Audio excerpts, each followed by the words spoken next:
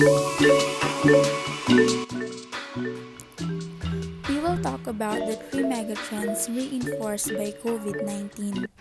At this time of the year, the government is undeniably spending a lot of money during the pandemic to address the healthcare system and the depressed economy. But due to the high deficit spending, it also creates juncture for some big businesses. Whereas the Philippine government hits nearly 9 trillion pesos with surge loans for pandemic responses. The government is also seeking 4.3 trillion pesos for post-pandemic recovery, as it was focused on reviving the shrinking economy. Opportunities and trend for businesses that partners local parties and the government are also very high, since the Philippine economy enjoyed the buoyant domestic consumption and low dependence on export.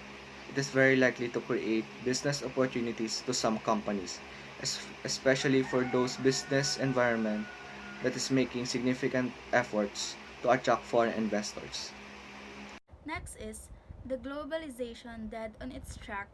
The COVID-19 poses a more serious downside risk to the economy now. A lot of countries have called for travel restrictions to contain the virus.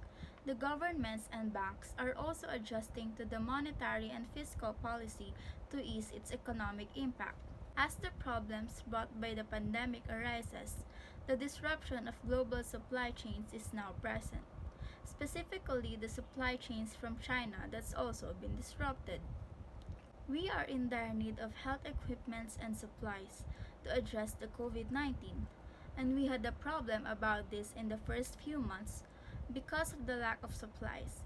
And even until now, facilities are also jam-packed due to the continuous rise of the COVID-19 patients. According to the think tanks, the economy of the Philippines may lose between 276.3 billion to 2.5 billion, depending on how the pandemic develops. And we are actually facing an economic recession and possibly an economic depression. Massive jump in digitalization. Panahon ngayon na may pandemya ay bawal lumabas ang mga tao. Kaya kapag may mga kailangan ng mga tao ay hahanapin lang nito sa social media at i-deliver na ito sa kanilang bahay. Hindi rin maiiwasan sa panahon ngayon ang pag-open ng online class dahil ito ay pinapatupad ng DepEd na hindi magsasara ang school year 2020 to 2021. According to Rappler, maraming tao ang namomroblema dahil wala silang pambili ng laptop at wifi para sa kanilang online class. Ang pagbili ng wifi at laptop ay malaking bawas sa kanilang ipon dahil hindi lahat ng tao ay may malaking income or may malaking ipon ngayong may pandemya.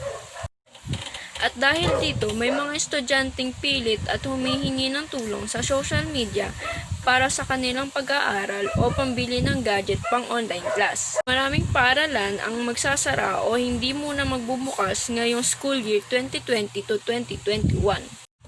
May mga estudyante rin naman ang mga napilitan mag-enroll dahil ayaw nila ma-delay. Kaya para sa akin, kailangan na mag-academic freeze at hindi pa late ang DepEd para magsabi nito kahit nasimula na ang school year 2021 sa mga ibang paaralan. Thank you for watching! Don't forget to like, comment, and subscribe!